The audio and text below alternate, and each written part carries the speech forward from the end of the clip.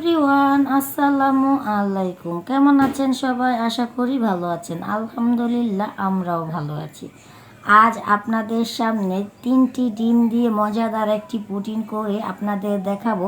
আর একদম সহজ পদ্ধতিতে আপনারা মজাদার এই পুডিং বাড়িতে বানিয়ে ছোট বড় সবার আপনি মন একদম মন কেড়ে নেবেন। এই পুডিংটা একদম সহজ পদ্ধতিতে আপনাদের বানিয়ে দেখিয়ে দিচ্ছি। আর এই পুডিংটা একটা পুডিংই আপনার অল ফ্যামিলি সবাই মজা করে খেতে পারবেন। এখানে আমি 1 কেজি গরুর দুধ নিয়েছি। তরল দুধটা নিয়ে পুডিংটা বানালে অনেকটাই সুন্দর হয়।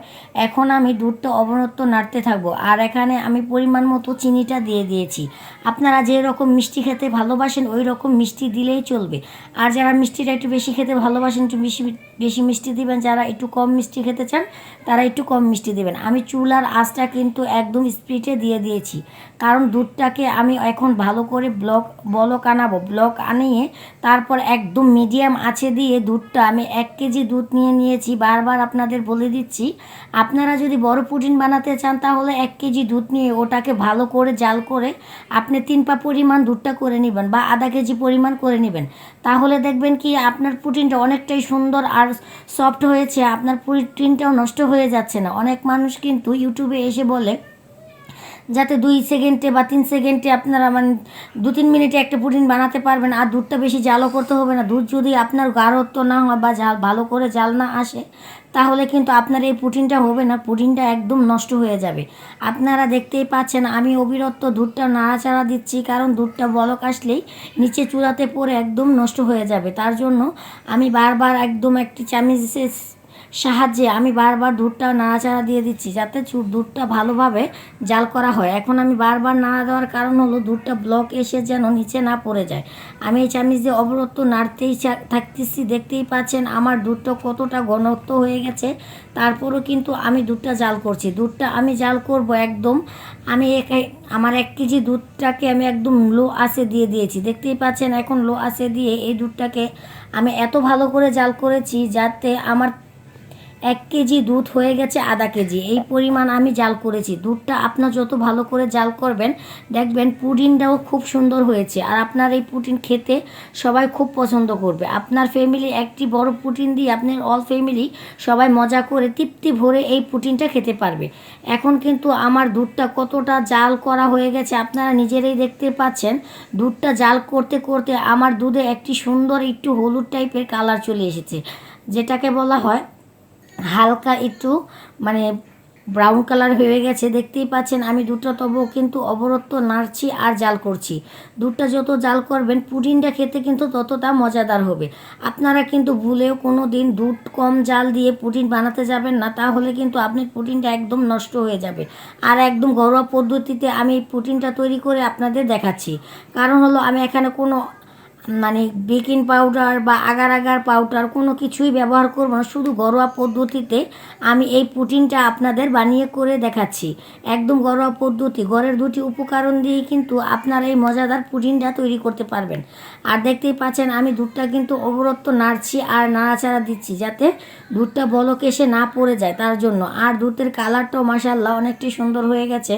আর দুধটাও কিন্তু আমার মোটামুটি অনেকটাই জাল করা হয়ে গেছে। তারপরও কিন্তু আমি চুলার আঁচ থেকে নামাইনি, এখনও ভালো করে জাল করছি। কারণ হলো যত জাল করব ততটা পুডিং খেতে মজাদার হবে। এখন আমার দুধের জালটা একদম কড়া হয়ে গেছে। এখন আমি জালটা নিভিয়ে চুলা থেকে নামিয়ে নিয়ে তারপর আমি ঠান্ডা হওয়ার জন্য আমার এই ডাইনিংয়ের উপর রেখে তারপর একটি চামচের সাহায্যে নাড়াচাড়া দিয়ে দিচ্ছি যাতে দুধটাও তাড়াতাড়ি ঠান্ডা হয়ে যায়। ঠান্ডা যত তাড়াতাড়ি হবে তত তাড়াতাড়ি আমি আরও কিছু এটার উপর মিক্স করতে থাকবো।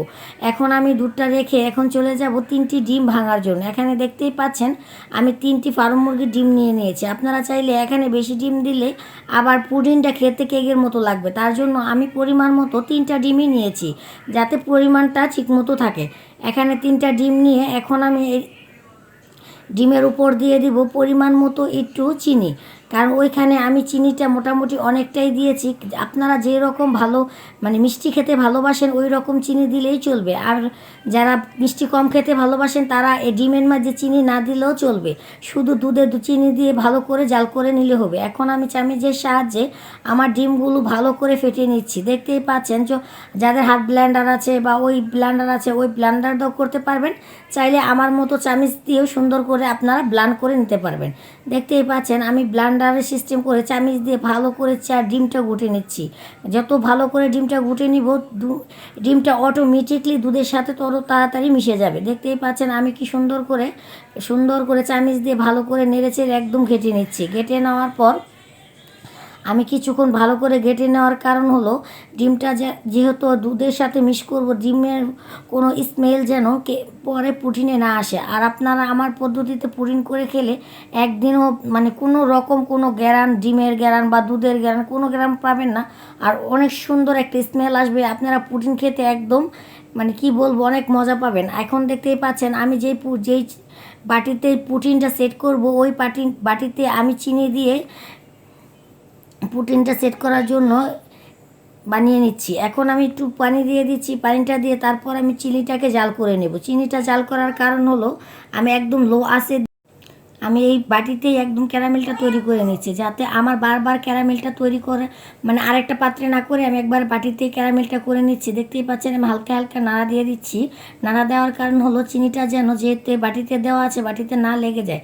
এখন দেখতেই পাচ্ছেন আমার ক্যারামেলের কালারটা কত সুন্দর চলে আসতেছে। তারপর দেখতেই পাচ্ছেন আমার ক্যারামেলের কালারটা মোটামুটি চলে এসেছে। এখন আমি একটু হালকা একদম নর্মাল চালে চলে যাব, কারণ বেশি জাল দিলে আবার ক্যারামেলটা বেশি আঠালো হয়ে গেলে কিন্তু ভালো লাগবে না। এমনিতেই আঠালো হয়ে গেছে, অলরেডি আমার ক্যারামেলটা তৈরি করাও হয়ে গেছে।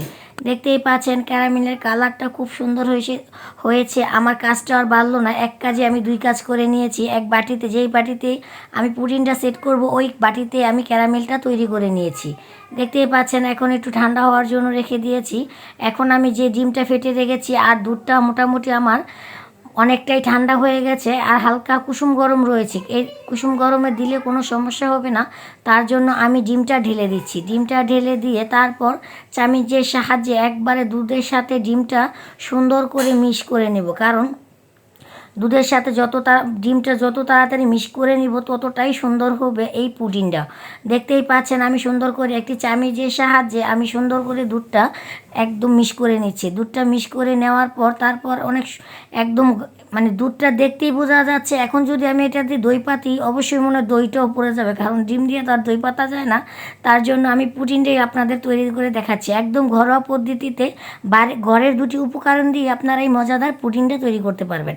এখন আমি যেই বাটিতে আমি পুডিংটা সেট করব ওই বাটিতেই কিন্তু আমি দুধটা ঢেলে দিচ্ছি।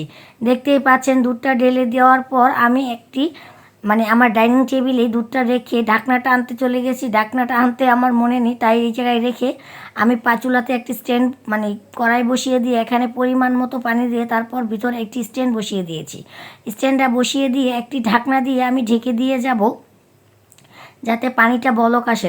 পানিটা বলক আসে অটোমেটিকলি তাড়াতাড়ি এই পুডিংটা 10 থেকে 15 মিনিট হলেই পুডিংটা হয়ে যাবে। এখন আমি শুধু ঢাকনাটা দিয়ে যাব, দেওয়ার কারণ হলো পানিটা যেন তাড়াতাড়ি বলক চলে আসে। এখন আমি বাটির ঢাকনাটা এনে ঢাকনা দিয়ে ঢেকে দিলাম। দেখতেই পাচ্ছেন ঢাকনা দিয়ে ঢেকে দেওয়ার কারণ হলো ঢাকনা দিয়ে ঢেকে দিয়ে এখন আমি পানিটা বলক আসলে তারপর আমি এই পুডিংটা ওই পাতিলে দিয়ে দিব। পাতিলে পুডিংটা দিয়ে তারপর আমি আবারও ঢাকনা দিয়ে ঢেকে দিব। কারণ ঢাকনা দিয়ে ঢেকে দেওয়ার কারণ হলো পানিতে দেখতেই পাচ্ছেন বলক চলে এসেছে। এখন আমি বাটিটা দিয়ে তারপর পুনরায় আবারও ঢাকনা দিয়ে ঢেকে দিব। ঢাকনাটা দিয়ে আমি চুলার আঁচটা একদম মিডিয়াম আঁচে রেখে দেব। মিডিয়াম আঁচে রাখার কারণ হলো আমি রাত্রে যেহেতু পুডিংটা তৈরি করেছি তখন এশারের আজান দিয়েছে, তার জন্য আমি একদম মিডিয়াম আঁচে চুলাটা দিয়ে চলে গেছি এশারের নামাজ পড়ার জন্য।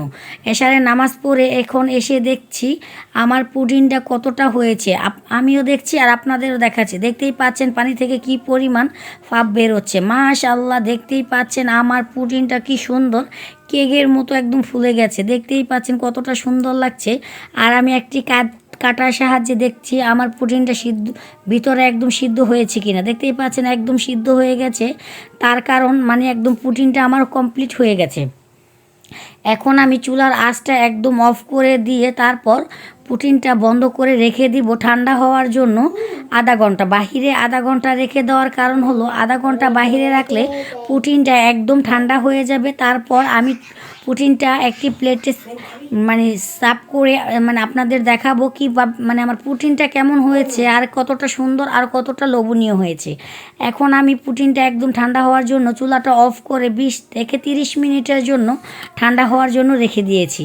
এখন আবার পুনরায় আমি ঢাকনা দিয়ে ঢাকার কারণ হলো আমি দেখাচ্ছি আমার পুটিনটা কিন্তু অলরেডি ঠান্ডা হয়ে গেছে, দেখতেই পাচ্ছেন। আর উপরের সাইডটাই কতটা সুন্দর হয়েছে আর ভিতরটা জানি কতটা সুন্দর হয়েছে। এখন আমি আপনাদের সাথে এই পুডিংটা খুলবো আর দেখাবো। আপনারা কিন্তু ঘরের দুটি উপকরণ দিয়ে মজাদার এই পুডিংটা তৈরি করতে পারবেন। এখন আমি মানে একটি ছুরির সাহায্যে চারের সাইড থেকে ছুটিয়ে নিয়েছি। এখন শুধু প্লেটে ঢালার পালা। দেখতেই পাচ্ছেন মাশাল্লাহ মাশাল্লাহ আমার পুডিংটা কতটা সুন্দর হয়েছে, দেখতে যেমন লোভনীয় খেতেও ততটা মজাদার হয়েছে। আর 3টি ডিম দিয়ে আপনারা এই মজাদার পুডিংটি বানিয়ে আপনার অল ফ্যামিলি মজা করে খেতে পারবেন। আর আমাদের ভিডিওটা আপনারা যারা রেগুলার দেখেন তারা অবশ্যই একবার হলো আমার এই ফুল ভিডিওটা দেখে যাবেন আর অল্প সময়ে এই পুডিং বানানোটা শিখতে পারবেন। আর আমাদের ভিডিওটা যদি আপনাদের ভালো লাগে আমার চ্যানেলটাকে সাবস্ক্রাইব করে দিবেন, পাশে থাকা বেল বাটনটি বাজিয়ে নতুন নতুন ভিডিও পেতে আমাদের সাথেই থাকবেন। আল্লাহ হাফেজ।